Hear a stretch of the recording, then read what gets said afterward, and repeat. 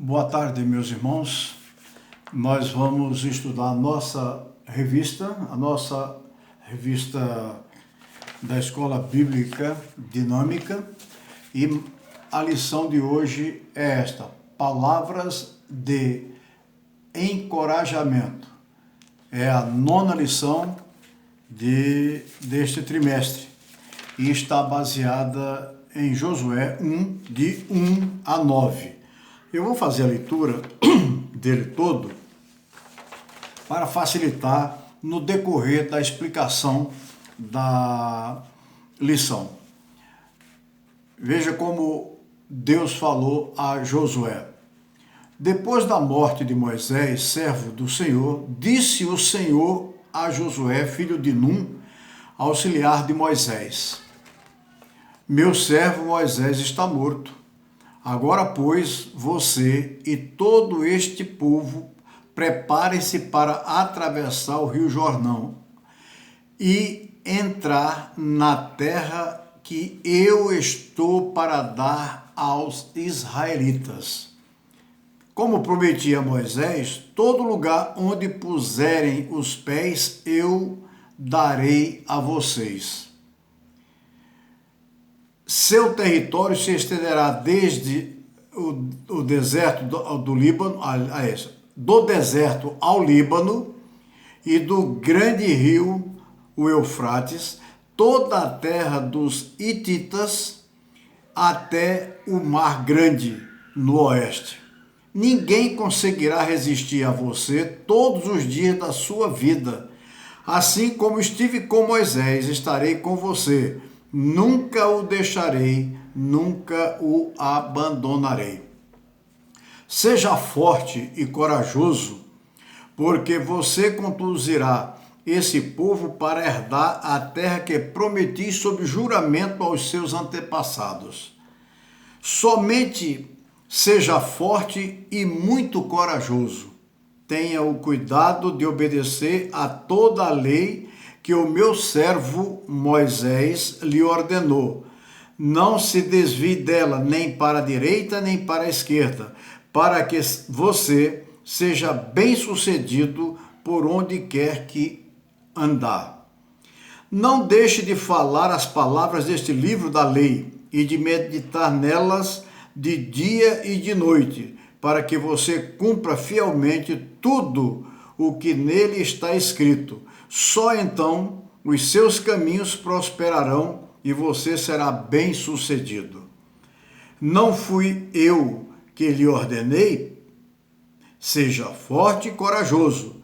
Não se apavore, nem se desanime, pois o Senhor, o seu Deus, estará com você por onde você andar. Esta foi a palavra de Deus para Josué. E a nossa lição de hoje, o tema é palavras de encorajamento. Deus aqui já falou com Josué que ele iria assumir o posto de Moisés. Ora, acredito eu que Josué deve ter tomado um susto e dizer assim: será que eu vou dar conta? E quantas vezes a gente recebe uma incumbência para fazer e acha que será que eu vou dar conta? Porque quem fazia isso anteriormente era uma pessoa muito capacitada. E, no caso, eu não tenho tanta capacidade. Meus irmãos, durante a lição nós vamos ver que a obra é de Deus. Deus nos convoca e Ele nos garante a vitória. Ele, inclusive, disse que não nos abandonará. Não disse isso só para Josué, disse para nós também nos dias de hoje. No verso 2, quando Deus falou a Moisés que falou a Josué que Moisés estava morto e que a liderança do povo agora seria exercida por Josué, podemos imaginar que ele deve ter pensado: como é que eu vou assumir e principalmente substituir a Moisés? O único profeta que falou face a face com Deus. Meus irmãos, era difícil de entender, mas Josué não teve um aprendizado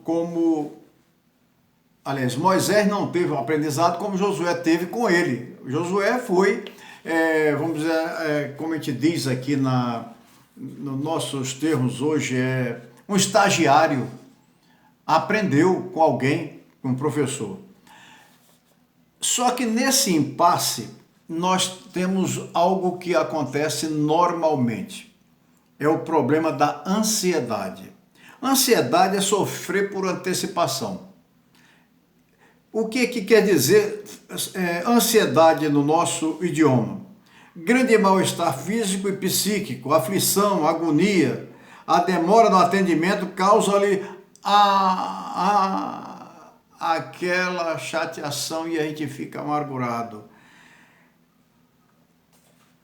É um desejo veemente impaciente, grande aflição, agonia, angústia, tudo isso, inquietação, afligimento, atormentamento, tudo isso se refere à ansiedade.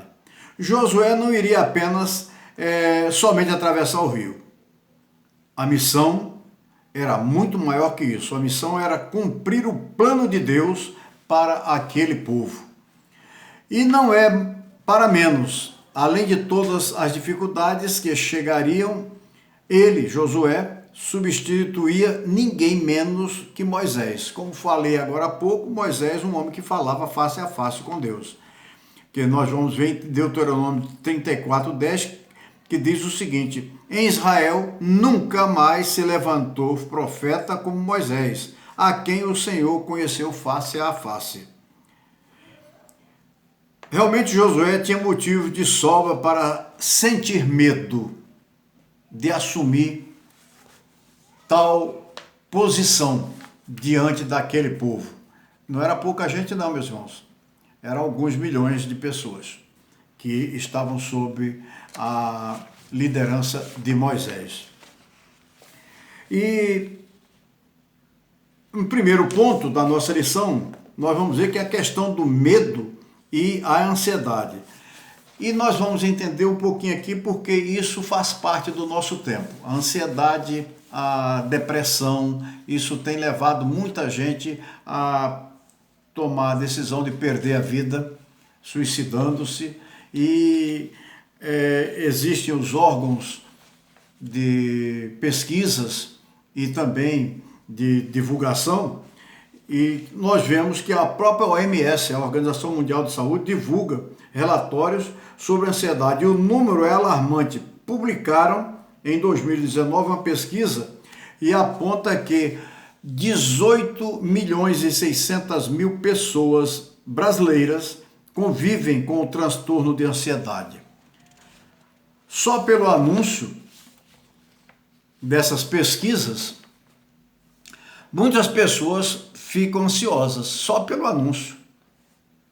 E isso é uma coisa que eu quero abrir um parênteses aqui para dizer que é uma coisa diabólica. As coisas boas que acontecem no mundo, nem organização nenhuma de ONU, nem de canto nenhum, fica mostrando. A televisão não mostra um ato bom.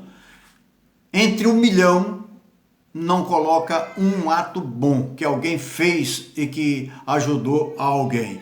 Toda a ideia diabólica é exatamente para fazer esse transtorno na vida das pessoas. Os cristãos os cristãos não se devem levar por esta enganação satânica. O cristão deve estar pronto para, mesmo que não ache que não tenha força, mas confie na palavra de Deus. Deus disse que não nos deixaria só. Jesus disse, antes de ir para o assunto aos céus, ele disse que viria o Espírito Santo para ficar conosco todos os dias da nossa vida aqui na terra. E, inclusive, nos ajudando, orando fazendo intercessão com o Pai, com gemidos inexprimíveis. Bem, vamos continuar na lição, porque normalmente as pessoas ficam ansiosas não simplesmente por falta de alguma coisa, mas a possibilidade de perdê-la. No caso, a possibilidade do desemprego. Estas coisas levam o indivíduo a sofrer precocemente de um futuro incerto, que pode trazer transtorno para a sua vida ou até nem vai acontecer e a gente já está preocupado e querendo às vezes até tirar a vida. O problema não existe, mas você já começa a sofrer como se existisse. Josué é gente como a gente. Neemias sentiu temor quando o rei lhe perguntou por que estava com o semblante entristecido. Isso em Neemias 2:2 diz o seguinte: por isso o rei me perguntou, por que o seu rosto parece tão triste, se você não está doente? Essa tristeza só pode ser do coração, com muito medo. Eu disse ao rei, que o rei viva para sempre. Como não estaria triste o meu rosto, se a cidade em que estão sepultados os meus pais está em ruína e as suas portas foram destruídas pelo fogo? Bem, vamos lá. Ainda vamos falar sobre outro, Gedeão. Gedeão seguiu as orientações de Jeová, desceu ao arraial dos inimigos, caso estivesse com medo. Isso em Juízes 7:10 diz: se você está com medo de atacá-los, desça ao acampamento com o seu servo pura. Isso foi o que Deus disse para ele. Se você está com medo de atacar, você não tem que ter medo de pregar o evangelho, você não tem que ter medo de mostrar que você é um cristão, nem que para isso tenha que perder a vida. Porque é muito melhor perder esta vida daqui, que está dentro desse corpo, mas viver eternamente com Cristo no céu, do que negar a Cristo. Abraão, com medo dos egípcios, pediu a Sarai, aliás era Abrão na época ainda, Sarai, que mentisse sobre ser mulher dele. Em Gênesis 12:13, quando os egípcios a vierem, dirão: esta é a mulher dele, e me matarão, mas deixarão viva você. Ali, você viva. Diga que é minha irmã, para que me tratem bem por amor a você, e minha vida seja poupada por sua causa. Pedro também mentiu. Os discípulos fugiram, tudo por medo. Josué também teve medo. O problema maior era Josué nutrir ansiedade, antecipar problemas vindouros. Deus, meus irmãos, conhece nossas imperfeições e cuida de nós. Aleluia, glória a Deus por isso. Nós temos essa certeza. Este problema aqui, nós vamos tirar uma liçãozinha aqui de um filósofo antigo, né? É uma palavrazinha que está no começo dessa lição, estoicismo, que é uma doutrina fundada por Zenão de Cício, em 335 a 264 a.C., e desenvolvida por várias gerações de filósofos, que se caracteriza por uma ética em que a imperturbabilidade, a extirpação das paixões e a aceitação resignada do destino são as marcas fundamentais do homem sábio, o único apto a experimentar a verdadeira felicidade. O estoicismo exerceu profunda influência na ética cristã. Era não se deixar levar pelo que está acontecendo. Tinha que ser rígido nos princípios. Deus nos dá princípio de vida e nós temos que viver de acordo com aquilo que Deus nos dá de informação, porque Ele já revelou para nós tudo na Bíblia Sagrada. O estoicismo diz para você identificar aquilo que pode controlar e se concentrar apenas nisto. Ou seja, numa situação adversa, com inúmeras possibilidades de desdobramento, é extremamente normal o medo tomar conta e anteciparmos as dificuldades para o presente. Trazer para hoje aquilo que talvez nunca venha a acontecer. A gente ficar preocupado com o dia de amanhã. O dia de amanhã é outro dia. Nós não vamos fazer mais aquilo que era para fazer ontem. Não fizemos ontem, não podemos voltar no tempo para fazer. Nós vamos ter que fazer o hoje. O amanhã não nos pertence, não existe ainda. Então nós não temos que estar preocupados em fazer o amanhã. No caso de Josué foi diferente de Moisés. Josué foi aprendiz, como eu falei. Ele estagiou com Moisés.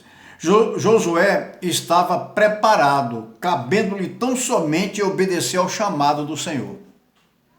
E você, meu irmão, minha irmã, que há quanto tempo já passa pelos bancos da igreja, quer dizer, bancos do templo, já ouviu muitos sermões, já foi muito na escola bíblica dominical, será que não aprendeu que com Deus, com Cristo, nada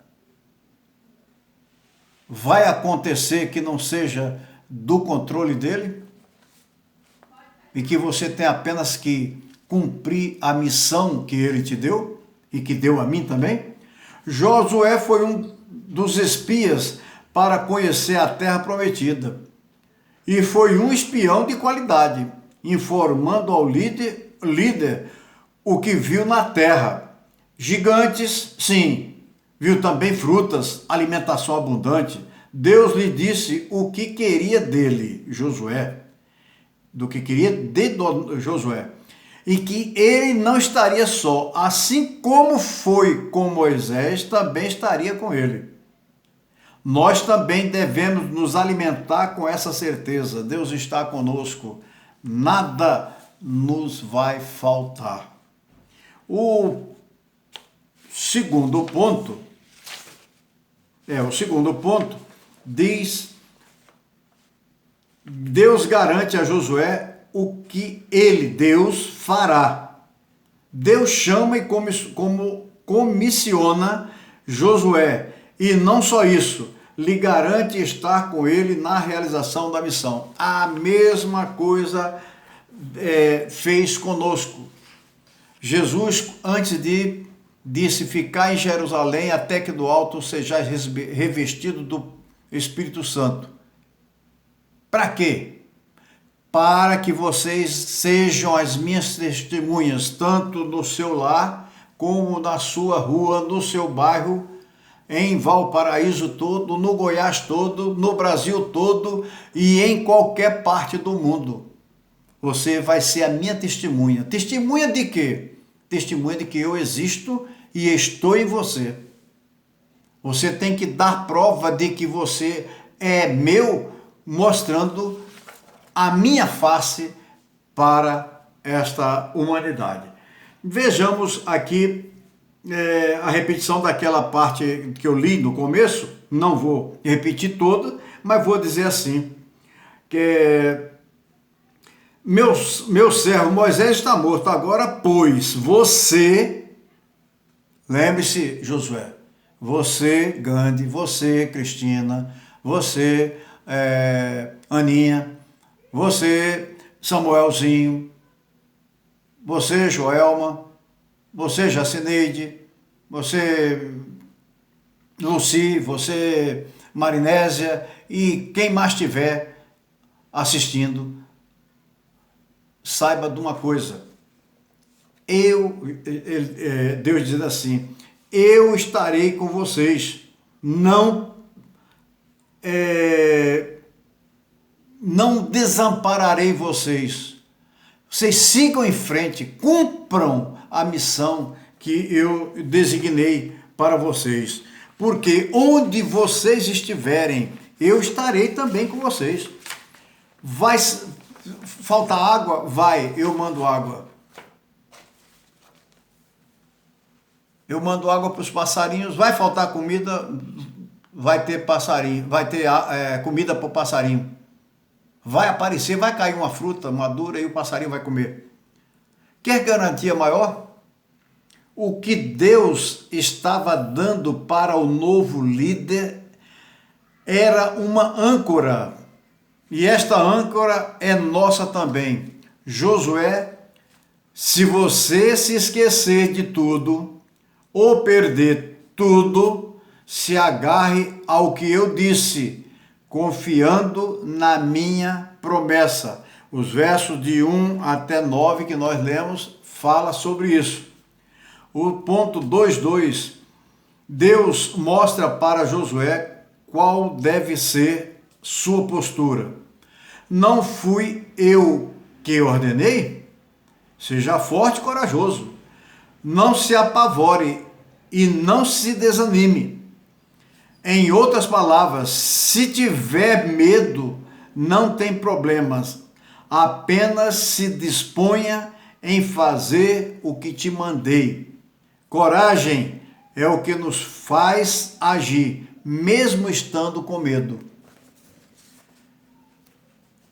Eu me prontifiquei quando meu irmão estava internado no hospital agora por causa do coronavírus. Eu disse para ele que se fosse necessário de ter alguém com ele ali, eu estaria lá com ele. No dia dele ir embora para casa, fui e me coloquei. Disse, não, você fica aí que não sei o quê, para não pegar. Rapaz, eu digo, eu não tenho medo dessas coisas não. E se pegar, Deus retira. Vamos lá. É isso que Deus está falando para Josué. Não deixe o medo te paralisar ou desanimar. Seja corajoso para enfrentar os problemas, inclusive seu próprio medo, porque eu já te disse o que eu vou fazer. A obra é de Deus e Deus faz ela acontecer. Ele nos usa como instrumento seu para o desenvolvimento da obra. O ponto 2.3 diz o seguinte: Deus mostra para Josué o que ele deveria fazer. Nos versículos 7 e 8, Deus diz para Josué: somente seja forte e muito corajoso. Tenha o cuidado de obedecer a toda a lei que o meu servo Moisés lhe ordenou. Não se desvie dela nem para a direita nem para a esquerda, para que você seja bem-sucedido por onde quer que andar. Não deixe de falar as palavras deste livro da lei e de meditar nelas de dia e de noite, para que você cumpra fielmente tudo o que nele está escrito. Só então os seus caminhos prosperarão e você será bem-sucedido. A mesma coisa Deus está dizendo para nós e disse para nós antes de ser assunto aos céus, que nós faríamos coisas maiores do que ele fez. Para entender melhor o comentarista, eu fiz um outro comentário também e vou citar aqui algo que ele também colocou. Em outras palavras, é como se Deus dissesse: Josué, sei que você deve estar muito preocupado em como as coisas devem ser feitas e como você vai lidar com cada uma situação que aparecer. Mas isso tudo é secundário. O que eu quero mesmo é que você não se perca. É simples, Josué. Se mantenha firme naquilo que você tem certeza que é a coisa certa. E não se esqueça disso. Tenha coragem, inclusive para assumir essa posição. A posição de quem? De Moisés. Se preocupe com isso, que o resto é comigo. Deus é bondoso, é amoroso, é o Todo-Poderoso. Para concluir, a gente pode ver que, em primeiro lugar, Deus tem uma missão para você. Em segundo, confie nas promessas de Deus, pois seu caráter não falha. O caráter de Deus não falha. C. Sentir medo é normal e natural. E se você como você sente medo, é natural. Por isso, seja corajoso e aprenda a agir mesmo com medo. Se concentre no básico. Se prenda à palavra de Deus, pois ali está a direção que você deve seguir. Se você tem dúvida e medo do futuro, a resposta é simples e são as orientações para Josué. Não se preocupe com nada que não seja a coragem que você deve ter e a vontade de Deus expressa em sua palavra. O resto você não controla. O resto é com Deus.